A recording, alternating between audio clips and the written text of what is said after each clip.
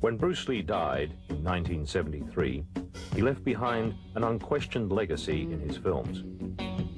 But beyond his films, there is another legacy, in his martial art, Jeet Kune Do. To compile this film, we have had the complete cooperation of the Bruce Lee estate, enabling us to draw, for the first time, from Bruce Lee's private training films and videos, as well as his audio records and his own training and research notes. The film is narrated by Bruce Lee, with additional input from his son Brandon Lee and from Dan Inosanto, the man Bruce chose to carry on his Jeet Kune Do.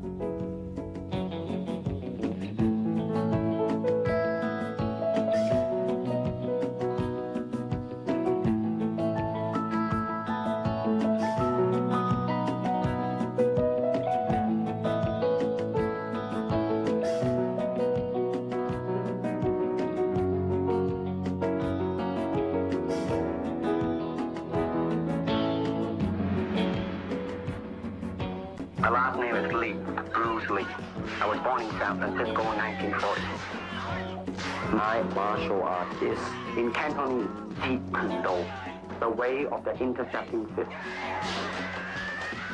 In case you have missed the recent news, Jeet Kune Do, of which I am the founder, has been elected and accepted into the Black Belt Hall of Fame in America. This marks the first time a recently developed form of martial art is nationally accepted. No, Jeet Kune Do is not thousands or even hundreds of years old. It started in around 1965 by a dedicated and intensified man called Bruce Lee. And my martial art is something that no serious martial artist can ignore. I met Bruce Lee in 1964 through Ed Parker, who was my Kempo karate instructor at that time. And it was the first year of the first international karate championships held in Long Beach. When Bruce arrived in the United States, he had the training in Wu-style Tai Chi, sometimes in Hong Kong they call it Unga. And he had the, of course, training in Western boxing. He had training in fencing from his brother. That's epee, that goes from toe to head. He had training, obviously, in Wing Chun. And the other area was the training he had received in, they call it Buk Pai, or it's Tam Toi. He knew 12 sets in Tam Toi. And then believe he traded with a Choi Li Fat man. So those are the arts that Bruce brought into the United States. In the beginning, he used the Wing Chun as the base system, or the first system. But as time went on, he went away from that, started to extract different things from different systems and put it to his personal use. That's why we say absorb what is useful and reject what is useless for you. That's the concept. Okay? He says using no way as a way. In other words, it's not a Japanese way, it's not a Chinese way, it's not a Korean way, it's not an Okinawan way, it's not a Filipino way, it's not an Indonesian way. He's saying using no way as the way. You are the way. Okay? Then he's saying using no limitation as a limitation. That's the concept in Jeet Kune Do. That means I don't limit myself to a Filipino style or an Indonesian style or Malaysian style. I use what is useful for me, because at certain times a certain art may be useful under a certain environment. Kung Fu is originated in China. It is the ancestor of karate and jiu-jitsu. It's more of a complete system, and it's more fluid. Kung Fu can be practiced alone or with a partner. Practicing alone, they involve form. Some imitate a crane, a monkey, a praying mantis.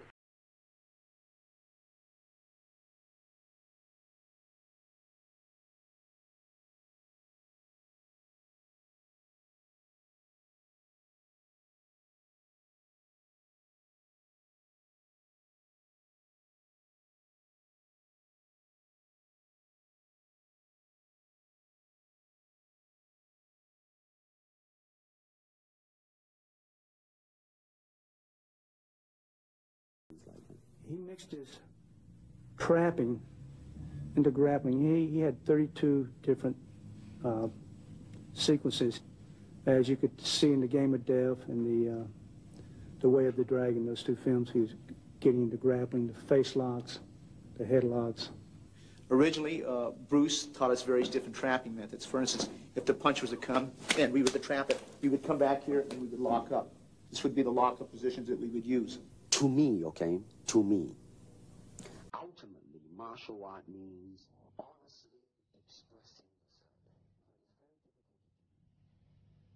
I mean, it is easy for me to put on a show and be cocky and be flooded with a cocky feeling and feel like pretty cool and all that. Or I can make all kinds of food, you see what I mean, blind about it.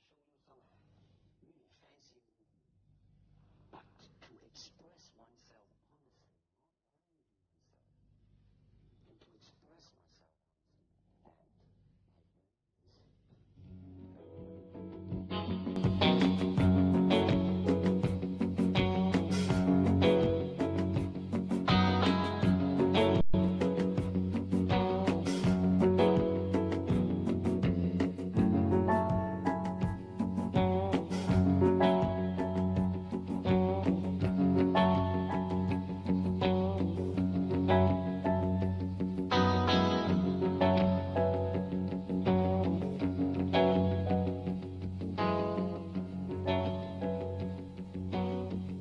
Ever since the big boss, there seems to be a wave, a hot wave, in fact, a star.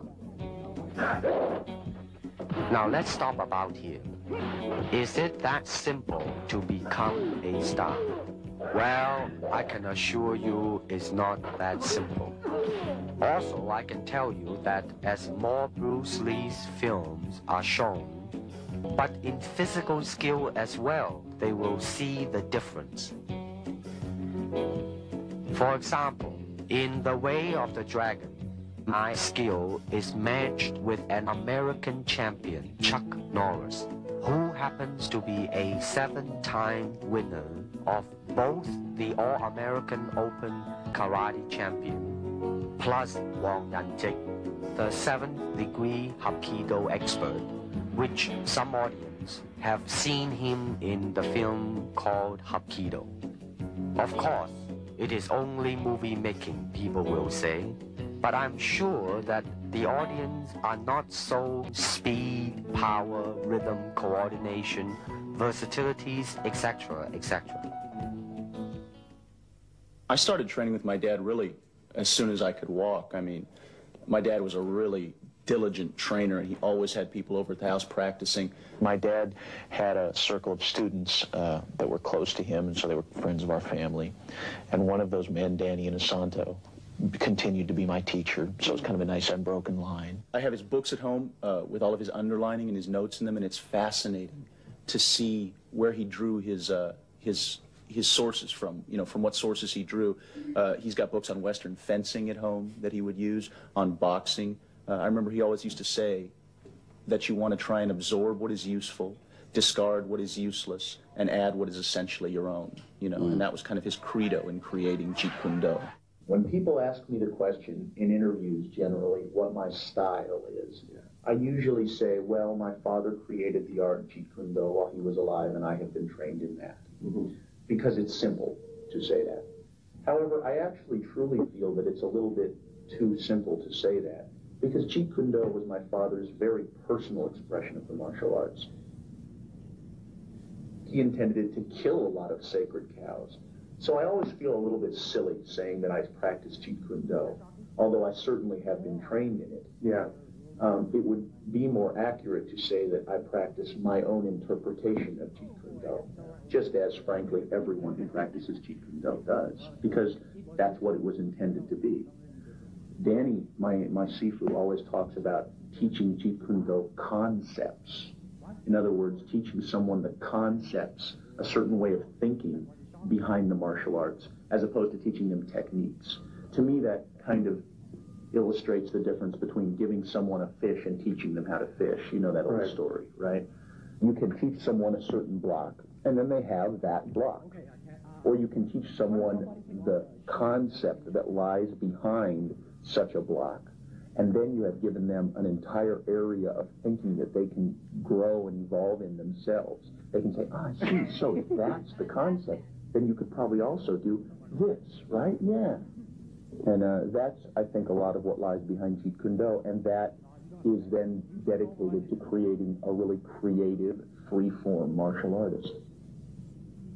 You see, actually, I do not teach, karate, because I do not believe in styles anymore. I mean, I do not believe that there is such thing as like Chinese way of fighting or the Japanese way of fighting or whatever way of fighting, because unless human beings have 3 arms and 4 legs, we will have a different form of fighting.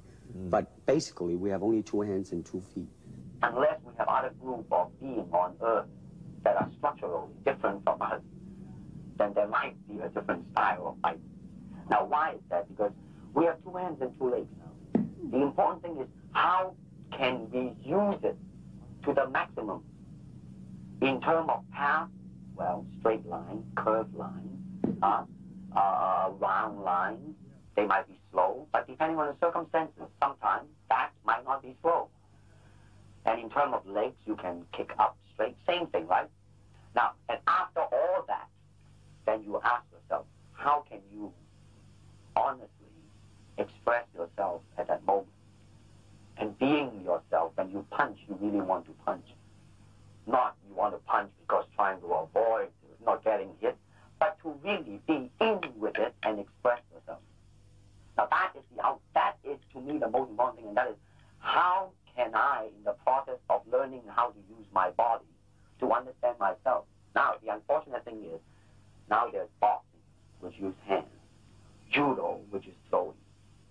Now I'm not putting them down, mind you, but I'm saying one thing that is a bad thing, and that is, because of style, people are separated. They are not united together because styles became law, man. But the original founder of the style started out with hypotheses. But now it has become the gospel truth. And people that go into it, man, became the product of that. It doesn't matter how you are, who you are, how you are structured, how you are built, how you are made. It doesn't matter. You just go in there and be that product. And that, to me, is not right. So styles tends to not only separate men, because they have their own doctrines, and then the doctrine became the gospel truth, that you cannot change, But if you do not have styles, if you just say, well, here I am, as a human being, how can I express myself? Totally and completely. Now, that way, you won't create a style, because style is a crystallization, that way, it's a process of continuing growth. First, we use the feet. And then we use the elbow. In fighting, there is a finger jab, there is a punch, there is the back fist, and the thigh kick. It depends on where you hit and what weapon you will be using. I can use my longest weapon, my thigh kick, against the nearest target, your kneecap. This can be compared to your left jab in boxing, except it's much more damaging. You name it, man, we use it all. You have to, you see, because, that is the expression of the human body. Everything, not just the hand. And when you're talking about combat, well, if it is a sport, now you're talking about something else. You have regulations, you have rules. But when you're talking about fighting as it is, with no rules. Not real fighting. Well, then, baby, you better train every part of your body. A good martial artist is like water. Why? Because water is insubstantial. By that I mean you cannot grasp hold of it. You cannot punch it and hurt it. So be soft like water and flexible. Be formless, shapeless, like water. Now you put water into a cup, it becomes the cup. You put water into a bottle, it becomes the bottle. You put it in a teapot, it becomes the teapot. Now water can flow or it can crash. Be water, my friend.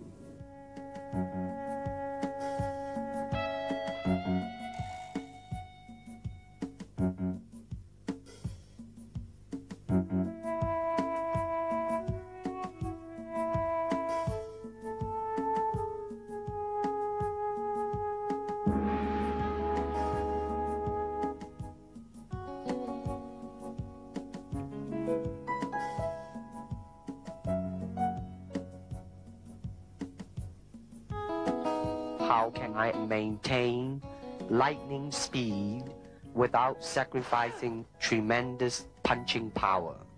I believe I found the cause of my ignorance. You'll see a Jeet Kune Do punch. It's very scientific and practical, especially in street situations. Okay, I'm going to start off with the basics. Normally we were taught in the right lead, but I like to go with the left and right lead, so I'm going to demonstrate in the right lead, okay? Now when the punch comes, you parry it across like this, and as you do so, you strike, okay? Slow motion, 1, see? 2. You can do it together, or you can do it separate. You could catch and then go, or parry and then go, or do it together. When you do it together, you're going to hit it. I'm going to give you the side view over here. Slow motion, 1. See? That's slipping on the outside, slipping on the outside. We do a lot of drills. As I said, we incorporate from many different systems. Okay, so the first basic is to slip and hit. Again, a slow motion, slip and hit, okay? Slip and hit, slip and hit. Now, as they punch, I'm going to slip inside and hit. Slow motion, slip, inside and hit, slip, inside and hit. Now you can do it together, or you can parry slightly ahead of your cross that comes this way, or you slip and hit on the opposite side like that. Okay? Okay, that's your basics. Okay. Let me illustrate this slowly. As the focus glove comes out from your trainer, I want you to slip, cross, hook, cross. Slow again. Parry, cross, hook, cross. These are the basic drills that we were taught to follow up. They can be found in Western boxing. They can be found in Filipino boxing. This one here, when you slip, you cross, you hook, you cross. However, you can slip first, then hook, then cross, then hook. Again, slip, hook, cross, hook. We can also, when they jab, parry this hand, cross it here. When they move back, you cross, you hook, you cross. Again, slip, cross, cross, hook, cross. Again, slip, cross, hook, cross. Last time.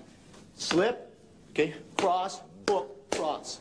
Okay, that's your basics. That was just an arm movement. Watch now. You see, there was only arm and shoulder. Shoulder was kind of tense too. No, definitely, it's a tense. Later on, you know, check the different. Now, the feet was involved a little bit just now. It was fine. Shoulders too tight. Notice that in the beginning, when I say that you just involve only arm and shoulder. Now, your hand, the last time when I saw you was very, very good and fast. Now, let's see if this can do it. Now, that, let me see another one. You got to involve your feet a little bit more. You see? Hand and feet. Got a hand and feet. Now, go pretty good. Now, watch. I think that when I attack you in a reactionary type of a thing, that tightening on the shoulder. Now, watch now. You.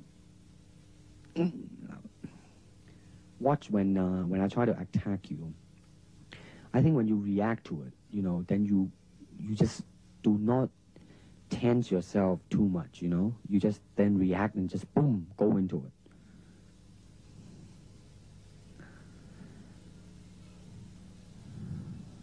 Now that, I just say, use only the hand just now, I say. Now boom. You see, when you move your hand and feet, boy, it makes a world of difference. You see, now, you should be a little bit more relaxed in the beginning. Aha.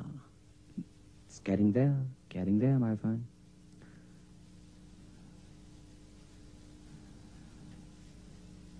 Watch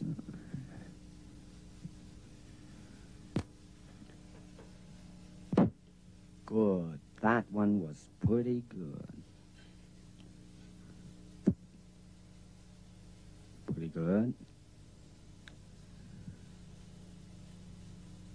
No, that was a little bit too tight. Now watch this one. Good. Now that could be used in film. Here we go. Okay, let's say that this person is standing here. At this point, for purpose of illustration, I might use what they call the sachet, okay, that they use in savate, which is like that, see? When I come in, I can go into Wing Chun. At that point, I might flow into Western boxing, okay?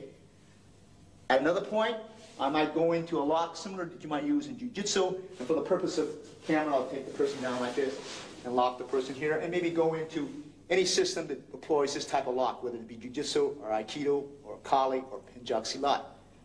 Now you notice that we went from system to system without a flow, okay? I might stay out here, use any particular kick, break into Wing Chun range, and right from here, use a Muay Thai elbow, all right? And for the purpose of camera, I'm going to go slow and come into various lock position over here, okay?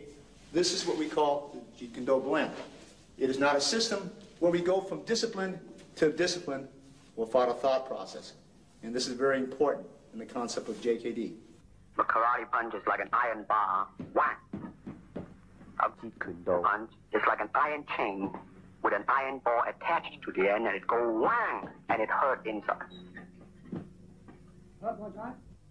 Hayward Nishioka, the Japanese-American national judo champion, who is also a black belt holder in the Shotokan style of karate, ran a scientific test in a California university to find out the difference between a karate punch and a Jeet Kune Do punch. And the finding is that indeed the Jeet Kune Do punch is more powerful and destructive than the classical karate punch. And when you do punch, now I'm leaning forward a little bit, hoping not to hurt any camera angle. I mean, you gotta put the whole hip into it and snap it and get all your energy in there and make this into a weapon.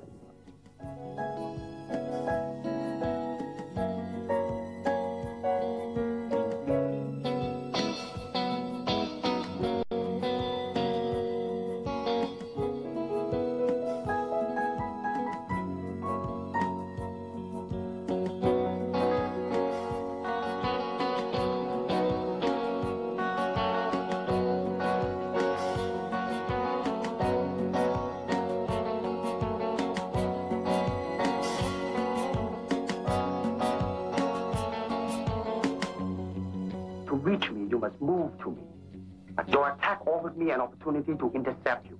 Don't charge him blindly. In combat, distance is a continually shifting relationship, depending on the speed, agility, and control of both fighters. It is a constant, rapid shifting of ground, seeking the slightest closing, which will greatly increase the chances of hitting the opponent. Okay, so I'm going to start off first with the footwork system, because this is the mobility system or the transportation system, or the system of delivery, okay? Traditionally, when he started off in 1964, when he taught me, we raised the left heel up. This thing is pointed in, and this is what he referred to as the Baijong stance, like this, okay? So I'm going to start off first with the basic footwork. This is a step and slide shuffle, step and slide back. Okay, so this is the first two. Advance, retreat, move to the right, and move to the left. In the beginning of those earlier years, in 1964, they always went with the right lead. But as time went on, we decided to go both left and right lead. So we again practiced our footwork with advance, retreat, move to the left, move to the right. Then we advance and retreat in one motion, and we retreat and advance. Double advance, double retreat, double left, and double right. This should be also done on the right lead, as I'm doing here very slowly, okay, and switching over as so, okay. The basic footwork which we use, okay. This method here, he taught us also, is slide and step. And slide and step advance. So you slide the step, then you take a step out. Slide, and then step, slide and step, slide and step. And left lead, it will look something like this. Slide and step back, slide and step back. Then you have something that looks like your step and slide shuffle, but it's not. That's what they call a push shuffle. You push off, and you push back. Rather than take a step here and slide, you push, and you push back. This is what we refer to as the push shuffle on the right lead. Then you'd learn it on the left lead. Push shuffle, push shuffle, push shuffle, push shuffle. Okay, after that he taught us the circle. The circle we learned the quarter turn, which means I'm going to turn as if your opponent is here, we move. As if your opponent turns that way, you move, okay? Turns this way, we move. Turns this way, we move. Now your opponent's circling this way, so we move. So we learn to circle around like this. He circles this way, we move. Circles this way, we move. We do this again in the right lead also. Okay, so the man is circling this way, we move. Circles this way, we move. Circles this way, we move. Circles this way, we move. Circles this way, he moves. Then we reverse it. This way, your opponent's moving, so you just move laterally, move around, moving around, okay? All right, this is your transport system that we use, or what they call delivery system. This is on combination kicking. Now you will notice a difference. In the beginning, you tend to over-chasing yourself. In other words, you're covering too much distance.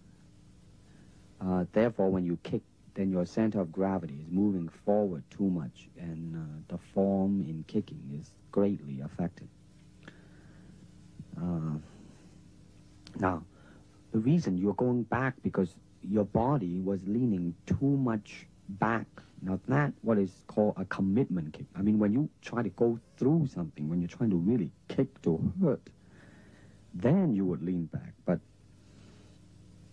you won't do it in a combination kicking. Boom. No, you see, you are rushing yourself there.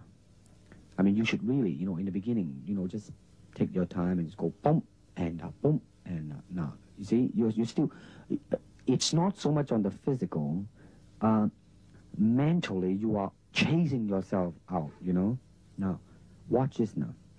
In slow motion, bum and bum. But you see, the body line is always there instead of overreaching, you know what I mean? You kind of rest back, but as you progress on, though. Here we go. 1 and 2. Just easily, you know what I mean? Here we go. And 1, that's good. 2, and... Then once you get that, then you go into the kicking form, make sure that it is right, and 2, and 3. Now you are more in control now.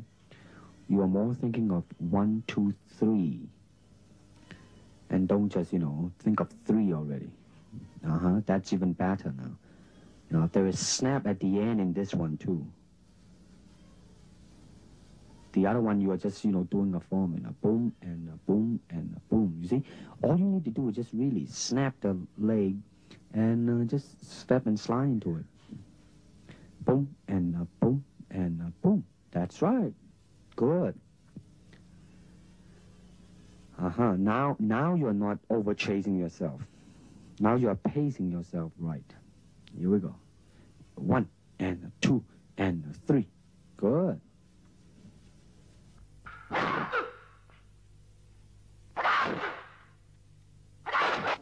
Boom and a boom and a boom. Now, good.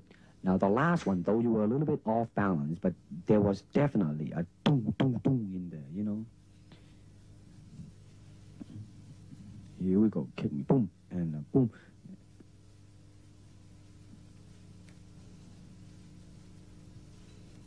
Here we go. Boom.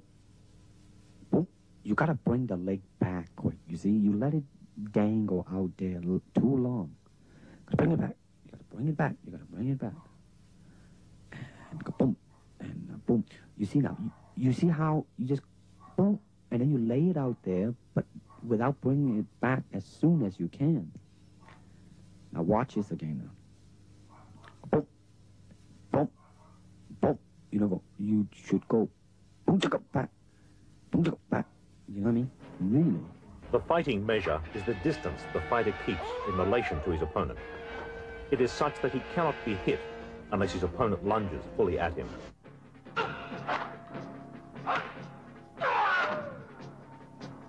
Martial art has a very, very deep meaning as far as my life is concerned, because as an actor, as a martial artist, as a human being, all these I have learned from martial art.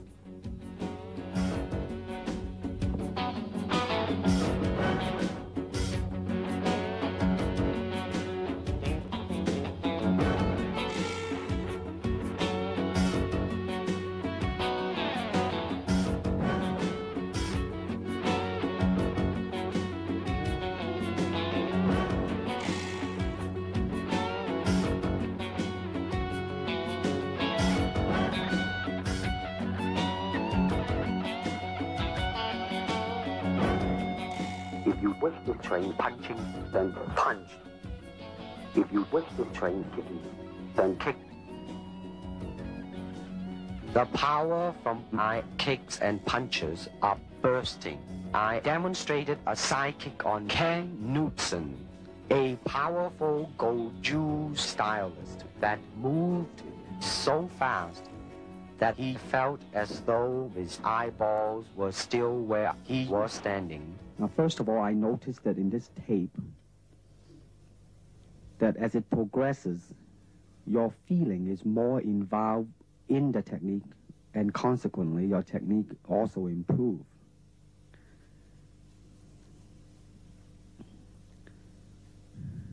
Now, the foot at the ending position in impact is kind of dangling a little bit. Watch it now. Right? I mean, it's not a definite, substantial, straight line directed at it and, you know, hit it square and then come back. Good. Now, that was a pretty good reaction.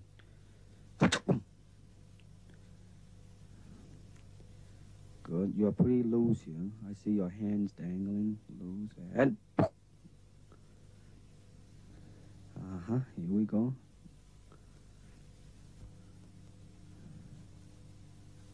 One more time.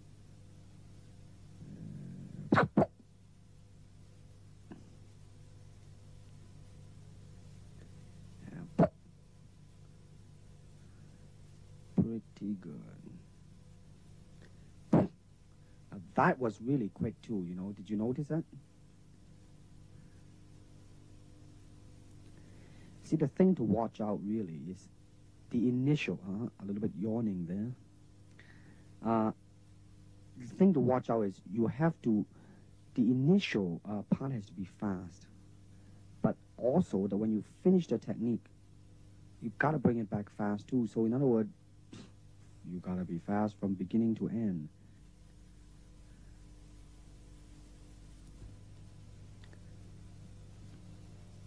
In the spin kick, you will notice a very good lesson in there. Now, just now, it was a little bit off. The good lesson that I mentioned. Now, you are very much in control of the movement. By too much control, therefore, you are kind of concerned about the execution. Therefore, you kind of, you know, like really tight. Boom. Now, that was a pretty smooth movement. But now watch this now. Now, right now, I'm telling you to, you know, really just forget about it. Just do it. Now, boom, you see, right on the target. When you just ease the burden of your mind, you just do it. Now, watch the next two kick now. Just go, boom, right on the head, man. And good speed, too. And boom, boy, right on the head. See, now that's James Coburn in there, kicking. You see what I mean now? You really just, shoom, and go into it. You can feel the difference when I put my body behind the kick. I mean, you got to put the whole hip into it and then pour your energy in there and make your kick into a weapon. Now, let's see what... Now, in this one, I want to see the initial speed and suddenness of your attack. This is just a simple attack, I think a side kick. And I just wanted you to see how, you know, go in there. Now, you're bouncing now for the sake of bouncing. Now, boom. Now, that one's not there. Now, that one now, you have good intention, you know, you made up your mind, you just go. Not bad, not bad. Now, notice your kick when you finish, you just let it drop down, you know, you do not bring it back quick enough. Now, your initial was quick. If you bring it back quick, the whole kick would just look like a boom. Now, again, you see, you did not bring it back again. You move, and boom. Good, very good suddenness. Again, you notice your leg, you did not bring it back. Boom. Good. Now, I really like the suddenness, you know, of your... Maybe just a little step there, but it's... Listen, man, it passed. Boom. Now, you see, you're moving your leg, but your shoulder is a A little bit. Now, that was pretty good. That was pretty good. Your shoulder may be a little bit tense. The upper body and the lower body has to be united. Now, you see now, I don't think we mentioned this because your leg was, you see, you let it stay and then back. Now, see, I really, definitely, your initial move has really improved. Really improved. Relax that. Move it. 1, 2, 3. Now, that was good. That was good.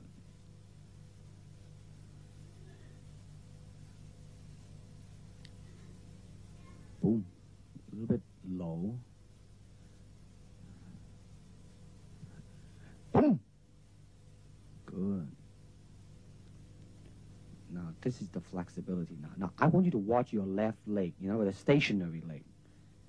Now, watch the stationary leg one out. The first one, you didn't make it. Now, the second one, you didn't. Now, watch this now. Watch it. Boom. You see how it really straightened out and you let all the weight rest on the heel and it just reach easily.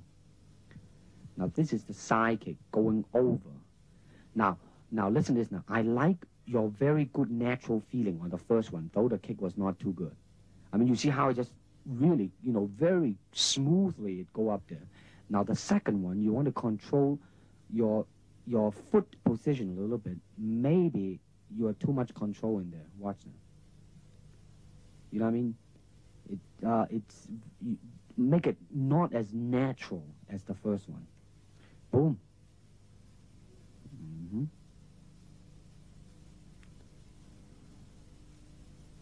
You see now, when you do it right, man, when it touches, your left leg is all stretched out, and it's just an easy type of a thing.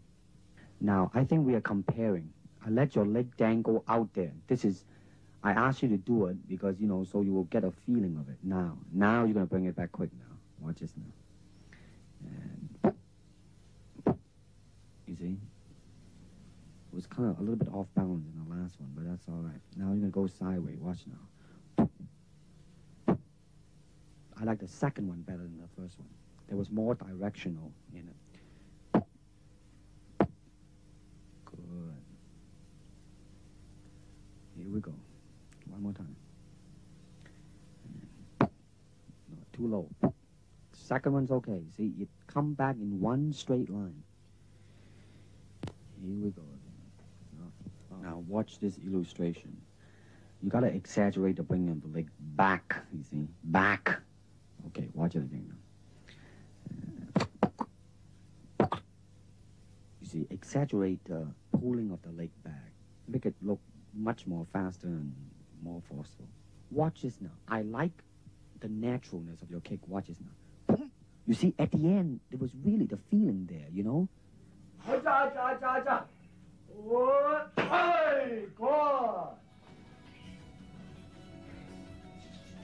Get the back jumping up and down. Hey, good. Nice one.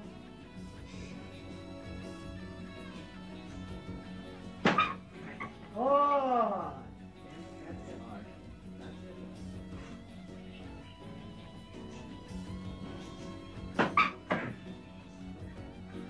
it. One more. Check you everything. Really great.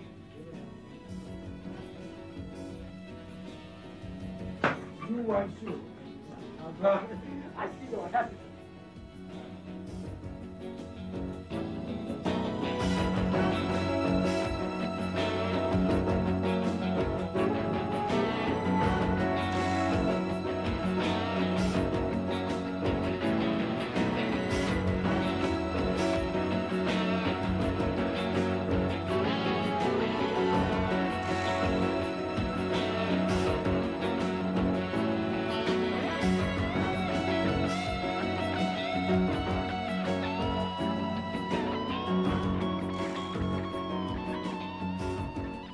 How can I be so well coordinated? That means you have to be an athlete. That means you got to have jogging and all these basic ingredients, right? Well, my dad made a point at the time that he was training that there were a lot of martial artists who weren't paying enough attention to their instrument, you know, and certainly the instrument of the body is what you're going to be using in your practice of the martial arts. So I think it's very important to keep up the tempo, so to speak. I'm interested in that point you reach where you actually fail from exhaustion at something, whether it's a weight training exercise or a cardiovascular exercise. I'm interested in seeing just how much that point is a physical point and how much it's a mental point. And so that's what I do. I jump a lot of rope, I run, I ride a life cycle. I much more prefer to go out and actually ride a bicycle or run and, you know, see some scenery. And then I work out down at the academy, which is on some levels a very cardiovascular workout. Some of the classes I take, like the Muay Thai kickboxing classes, a hell of a cardiovascular workout. Yeah. And then some of the classes are more technique oriented, so you're not huffing and puffing so much as you are just learning individual techniques. And then I work out at the weightlifting gym, where I do 2 body parts a day, pretty much, and then I break that up occasionally. So I do like back and biceps on one day, chest and triceps on another day, or something else, and delts and legs on the third, or something like that. And it was just switch it. I found that was generally the best thing to do, whether it was with a high weight or a low weight. And what I understood the process to be was that working with heavy weights would build mass, whereas working with low weights was intended to build like density and really carve out the muscle a lot more. And since I personally have never been interested in getting large as much as just getting cut, I tended to work with a lower weight. But then to me, getting cut is also mostly a question of vascularity. It has to do with how much body fat you're carrying. So I've always done a lot of cardiovascular work because that's also real world power too. I mean, I suppose it's good if you want to pick up heavy objects to have large muscles, but cardiovascular stamina is something that seems to come in handy a lot more often than a large muscle would. You go down to the academy and you try and do a 3-minute round on the Thai pads, and I don't care how big your muscles are, if you don't have a real good cardiovascular system, you're going to be dead in about 45 seconds, and I'm still going to be going. Now, you want to kick it when it's coming to you. I'll try it. You let your foot jam.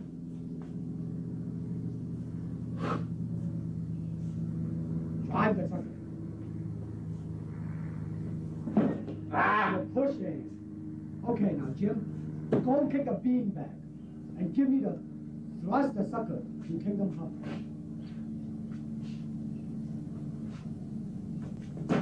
Oh, center. Now, Jim, face the sucker. Now, you are cutting your half now. That's okay. How's that? Beautiful. No, I mean, I want you to be half. You're still kicking a little bit off to the side. Kick him directly. Good. Now don't kick it again, but don't turn your body so much when you finish. Try to still face him when you finish. Okay? Good. Now kick the sucker when he comes back. Not yet, not yet. That's During this time period, we used to train because we didn't have any Thai pads, so Sifu Bruce advocated the use of using the football forearm guard, and which we don't use this anymore, but this was very prevalent during that time period. This here is the original punching shield, that his own personal punching shield, in fact. This was used as in the Way of the Dragon. If you notice this, he had one part. I had one arm, he had the other arm, and this was used in that picture, Way of the Dragon. This was used in Enter the Dragon. This was actually, its original use is actually used for baton training in Japan, and we just modified it, and we used a special helmet, a boxing headgear we had, and we used it, and this became part of our training, some of the training tools that we use when we used to spar. Literally, on television, they had to shoot it, they had to overcrank and shoot it in slow motion because otherwise it just looked like a special effect when he moved. I mean, the man was fast. He was deadly fast. I've really never encountered anyone in all of my training since who was as fast. You can certainly train for speed. I think that training for speed Number one, it's a genetic factor. Yeah, certainly. There are some people who are just gifted. You know, they are fast naturally. But I think training for speed, on the whole, is a question of muscle memory. Speed in an individual movement is something that, I mean, we're coming down to, you know, thousandths of a second now. If you and I, or even if I and some completely untrained person were to stand side by side facing a focus pad, and when a red light blinked, both flick out a jab, I'd probably win by a couple hundredths of a second. But once you're talking about speed with a repetition of movements, you know, to be able to go like that, that's muscle memory. An untrained person would be like, well, you know, they would falter in their movements because they haven't trained their muscles, or they haven't trained their perception as well to be able to react quickly to a variety of different circumstances. Martial art is a combative form of the art of expressing the human body. You have to train yourself into it. I mean, you better train every part of your body, keeping the continuity going, bending, stretching, everything. You just keep it moving. See, the idea is running water never grows stale. So you got to just keep on flowing.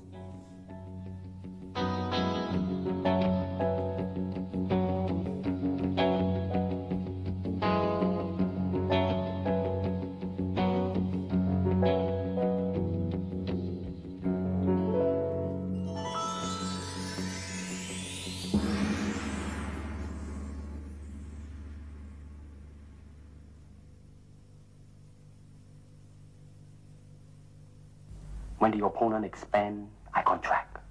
And when he contracts, I expand. And when there is an opportunity, I do not hit.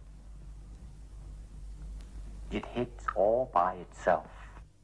To me, at least the way that when I teach it, all type of knowledge ultimately means self-knowledge. So therefore, they're coming in to and ask me to teach them not so much of how to defend themselves or how to do somebody in. Rather, they want to learn to express themselves through some movement, be it anger, be it determination, or whatsoever. So in other words, what I'm saying, therefore, is that he is paying me to show him, in combative form, the art of expressing the human body. Jeet Kune Do is not a style.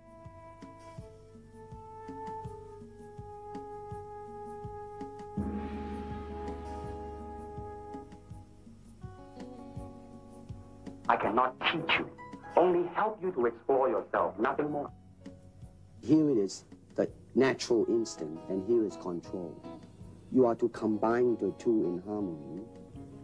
Not, if you have one to the extreme, you will be very unscientific. If you have another to the extreme, you become all of a sudden a mechanical man. Now, James Coburn is a peace-loving man. I mean, he's really, really nice. I mean, super mellow and all that. I mean, you know, I mean, now he appreciates the philosophical part of it. Therefore, his understanding of it is deeper than Steve. The martial arts, which are an integral part of my life, come entirely from my father. But the martial arts, I'm completely beholden to my dad for. I mean, he started me in the martial arts when I could walk. He trained me my entire life until he passed away. And then even when I continued my training, it was with one of his students. You know what I want to think of myself? As a human being. Because, I mean, I don't want to sound like, you know, as Confucius say, but under the sky, under the heaven, man, there is but one family. It just so happened, man, that people are different. A good martial artist does not become tense, but ready. Not thinking yet, not dreaming. Ready for whatever may come. When you move down the road towards the mastery of the martial arts, and you are constantly moving down that road, you end up coming up against these barriers inside yourself that will attempt to stop you from continuing to pursue the mastery of the martial arts. And these barriers are such things as when you come up against your own limitations, when you come up against the limitations of your will, your ability, your natural ability, your courage, how you deal with success and failure as well, for that matter. And as you overcome each one of these barriers, you end up learning something about yourself. And sometimes the things you learn about yourself can, to the individual, seem to convey a certain spiritual sense along with them. I don't believe in systems nor in methods. And without system, without method, what's to teach? I found the cause of my ignorance.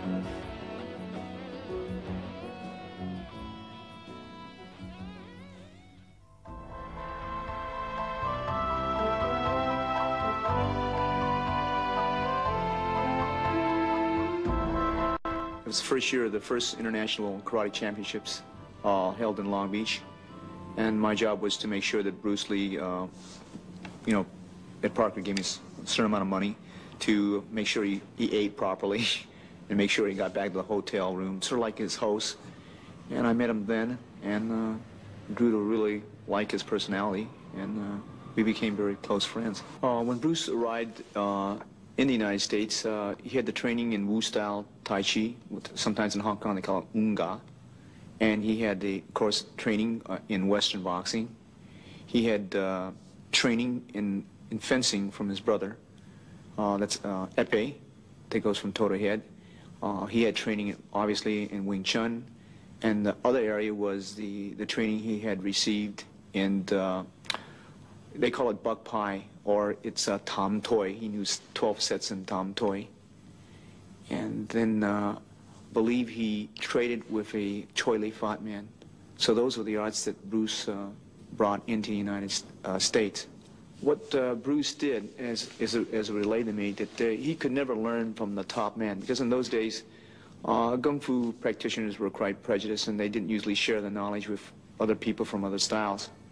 So what Bruce did, he knew that, so what he did would go to the second or the third or fourth man in the system and say, well, look at how would you like to learn Wing Chun? And I'll trade you my Wing Chun knowledge for your praying mantis. Let's say it's Northern praying mantis.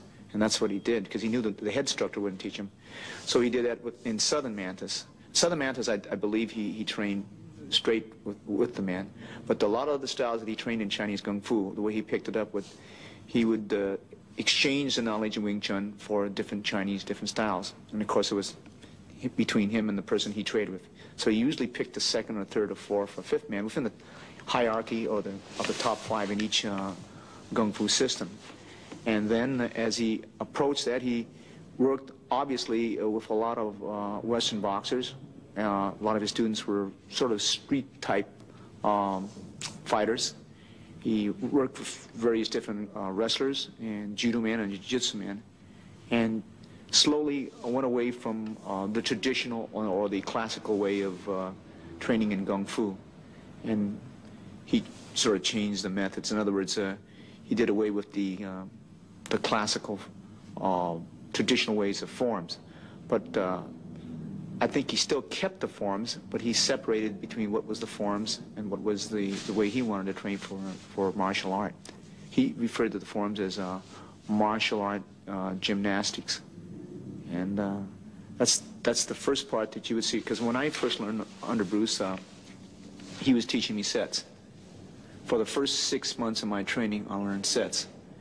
And I was learning a set in Northern Mantis, and the first set in Wing Chun, and a little style, little first part of the Wu system, Tai Chi Chuan.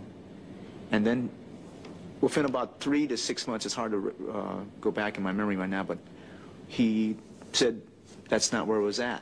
And he just completely stopped teaching me that, and went into this, what I call his way of thinking, his way of training. Instead of doing, like in other words, the Wing Chun dummy, for an example, and I think Bruce only knew from 1 to 60, I believe, and he wanted to learn the rest of the Wing Chun dummy, and at that time he did not know, and I think he went back to Hong Kong and tried to learn it, but somehow reason he could not. So he felt that the first 1 to 60 was the very important. Instead of training from 1 to 60, he would take a portion of that 1 to 60 and train that thing over and over and over and over again. That's the way he taught.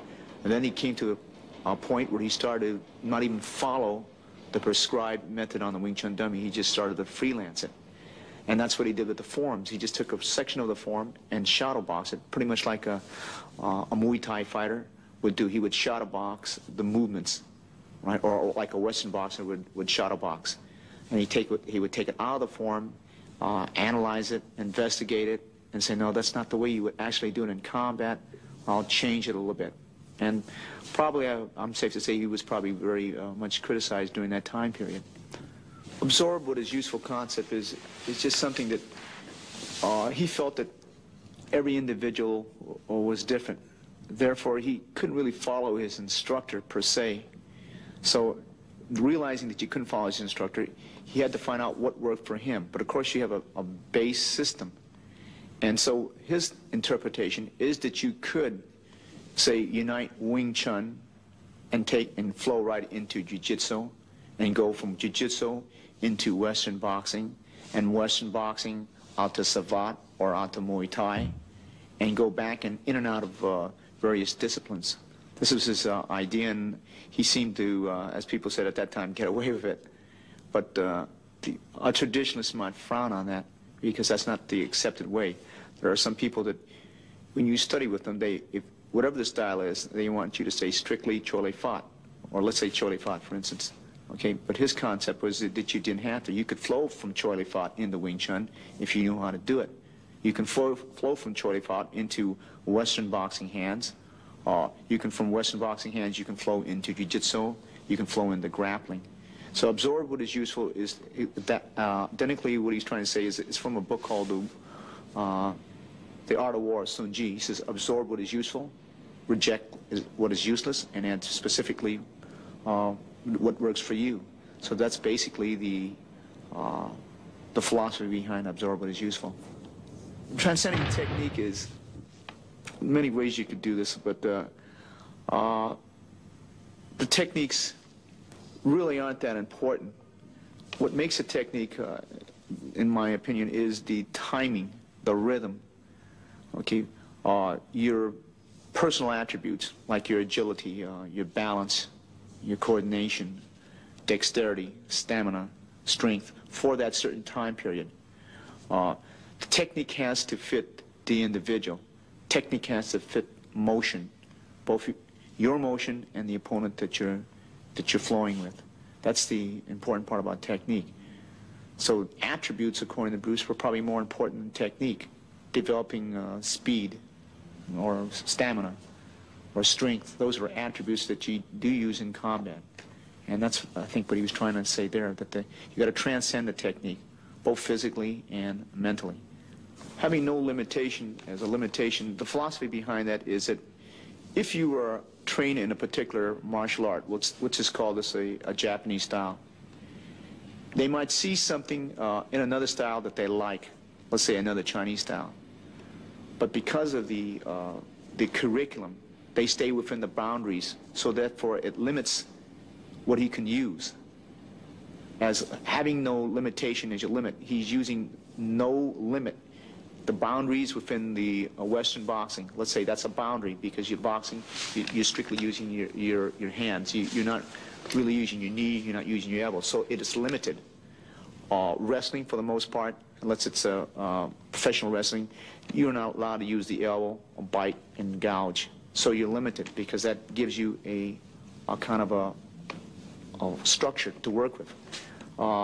Judo is very good art. They throw well, they choke well, they strangle well, they arm bar, they leg bar, but there is no punching, so that's limit. So he's trying to say using no limitation as styles do limit to a certain degree.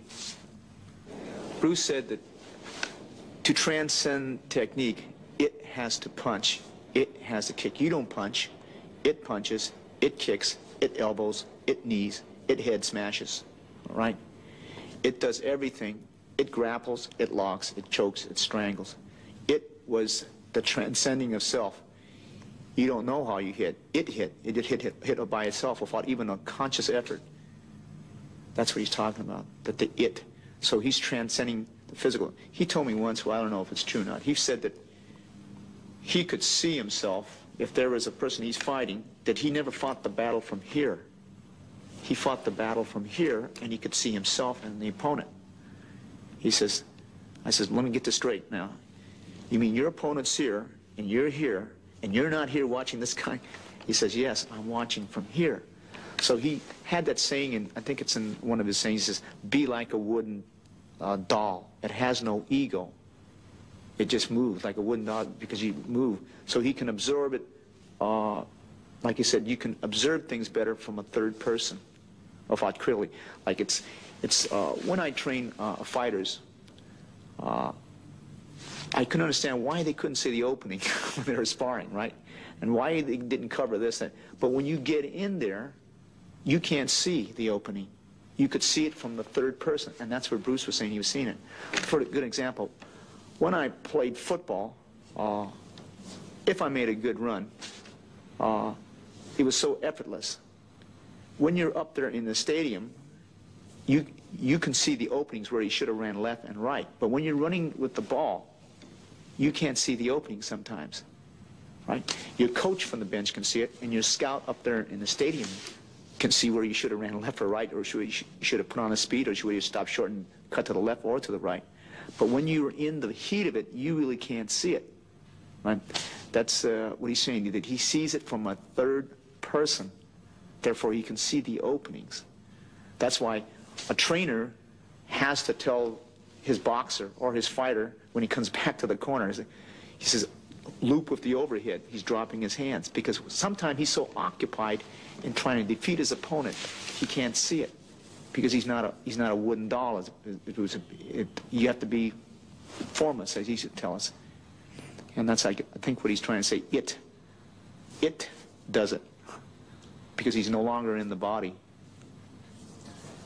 What Jun-fan was basically, I think its base system was probably Wing Chun, and thrown in with ideas that he picked from Savate, Muay Thai, as he saw it, as he observed, thrown in with various different Kung Fu systems and Western boxing with Jiu-Jitsu and different things he had learned from different grappling arts from China.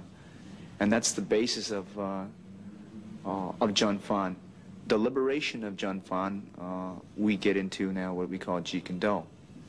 For an example, to expand on what Jeet Kune Do is a very personal thing. Therefore, it is not really a product. Rather, it's a process. It's a process of becoming, and you're constantly changing. The only thing you can be sure about time is it's constantly changing, even the ideas. Okay? So Jeet Kune Do, for an example, if I had one student, he might incorporate only 20%, let's say, Western boxing, as another student might really like it, so he'll use 80% Western boxing. Another person might incorporate 100% Muay Thai. Another person might not like the training, so he might incorporate 10. That's strictly up to him. A person might incorporate grappling. Let's say there's three persons. One person might not incorporate any of it. Another person would incorporate maybe 10%.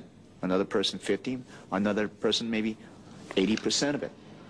But what is important, that he is exposed to that particular discipline. The way I'm moving now, I use the discipline to develop attributes. That's the key thing. Because I believe, like Tai Chi Chuan, for an example, it has a lot of good characteristics that I like. You know, it sort of calms the system down, and it has balance. It promotes balance, and it has good body control when you do it. Muay Thai, the advantage I think there is that they are really, as far as conditioning in the martial art, I consider them to be the most highly conditioned martial artists out there. So I like to incorporate that aspect of it. I leave my students to say, well, do they like the training in Muay Thai better than they like the training in Bondo or so on. I allow my students to choose what they like, what they want to do, and what art that they want to gravitate to. And I think this is important. Just as when people go through public school, you should give them a base study course, but you allow them after they come out to pick what they want, whether they want to concentrate on music more, or art, or on math, or on science. So Jeet Kune Do is just the same thing. You concentrate on your effort. A Jeet Kune Do technique can be a boxer's left jab. It could be a boxer's left hook. It could be a boxer's uppercut. And it could be a cross. It could be a Muay Thai kick on the thigh. It could be an elbow from Muay Thai. It could be a knee from Muay Thai. It could be a wrist lock from Jiu-Jitsu or Aikido. It's whatever works. So a Jeet Kune Do technique, you can't really classify a Jeet Kune Do technique. And the way of in the realm that Bruce had it, it's absorbing what is useful for you. Since it is not a style, we use maybe certain disciplines to get certain attributes, to develop certain things. So there is no Jeet Kune Do technique as per se, as the way he founded the idea. Okay? Many people refer to it as a style, but it's not a style, because it's not a style as a product. And as he used to tell me, it is a process. It's a process of constant growth. And what is Jeet Kune Do for you now might not be Jeet Kune Do for you 6 years down the line, because of age, because of time, a factor of training and things of that nature. Jeet Kune Do now, since there's a lot of disciples that came from Bruce, and I have a lot of students, each is developing it in the way that they think it should be developed. Some people don't want to come out, they want to stay in the garage and teach 1 or 2 or 3 students, that's fine too. Others want to promote it more, get it into the limelight a little bit more, and that's fine too. Like, for an example, Daniel Lee, he teaches Jeet Kune Do, but his main thrust is Tai Chi Chuan. He promotes it through Tai Chi Chuan. As Richard Postillo is more into Western boxing, he's more into kickboxing. He takes that aspect of Jeet Kune Do and tries to push that aspect.